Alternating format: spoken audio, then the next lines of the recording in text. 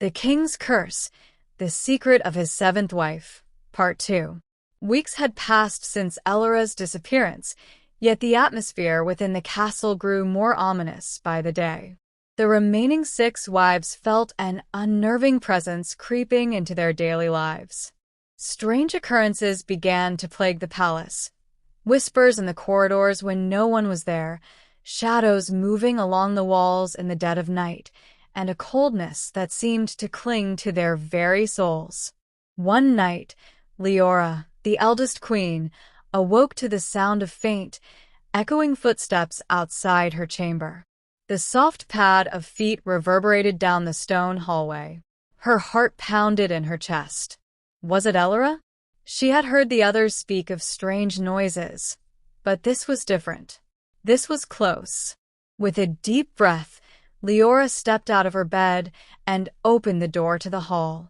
There, standing at the far end, was a figure bathed in dim moonlight. It was Ellora. Her face was pale, almost translucent, her eyes wide and filled with terror. She was mouthing something, but no sound escaped her lips.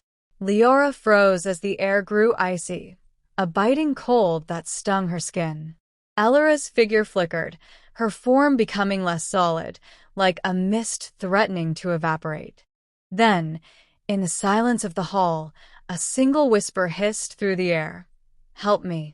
Before Leora could react, Ellora vanished, dissolving into the darkness like smoke.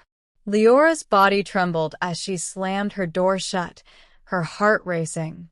Whatever was happening, it was far worse than she had imagined. The king's secret had to be darker than any of them knew.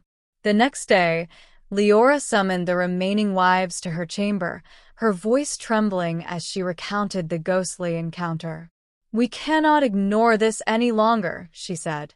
"Ellora is still here, trapped, perhaps, by something far worse than death." "She came to me too," Maris confessed, her face pale. "I thought it was just a nightmare, but it felt so real. We need to do something." Nemia, normally the most stoic, clenched her fists. "We must confront the king. He knows more than he's letting on." That evening, when the king once again disappeared after dinner, the queens prepared for the most dangerous act of their lives. Armed with candles, torches, and a desperate resolve, they retraced the path Leora had taken in her dream, the hidden stairway behind the tapestry, spiraling down into the earth. The air grew colder with each step, and the oppressive silence weighed on their minds, as if the castle itself were watching them. The stone walls seemed to close in on them as they descended deeper, their breaths forming visible puffs in the freezing air. Shadows flickered unnaturally at the corners of their eyes, darting just out of sight, and the further they ventured, the louder their footsteps seemed to echo, like someone or something was following them. At last, they reached the secret chamber. The sight of the towering statues with their sorrowful expressions sent shivers down their spines, but it was the chest at the center of the room that held their focus. It glowed faintly, as if it was alive, breathing with dark magic. The flickering torchlight cast ominous shapes across the walls, creating the illusion that the statues were moving, shifting ever so slightly toward them.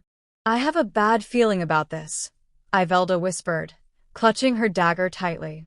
Before anyone could respond, a cold gust of wind howled through the chamber, extinguishing half their torches. Panic gripped them as they scrambled to relight them, but in the sudden darkness, Leora saw something, a figure in the shadows.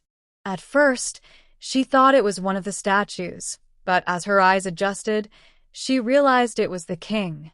He stepped forward, his eyes gleaming with a mixture of sorrow and madness. "You shouldn't have come here," he rasped, his voice low and menacing. The gentle, loving tone they had once known was gone, replaced by something darker. "Tell us what's going on," Leora demanded, her voice cracking. "What did you do to Ellora?" The king's face twisted with anguish. "You don't understand, it wasn't supposed to be like this." He gestured toward the chest, his hands shaking. "I only wanted to keep you all safe. To keep you with me." Suddenly, a deafening crack echoed through the chamber. The statues' heads turned, their stone eyes glowing with an unnatural light. The ground beneath their feet trembled, and a deep, guttural moan reverberated through the walls. The wives screamed as the air filled with an overwhelming, oppressive energy. Before their eyes, the chest began to open on its own, releasing a torrent of black mist that swirled into the air, forming ghastly shapes of twisted faces, the souls of the king's past wives. They hovered in the air, their ghostly faces contorted in eternal torment, their mouths open in silent screams. One of the misty forms reached for Leora, its cold, intangible fingers brushing against her skin.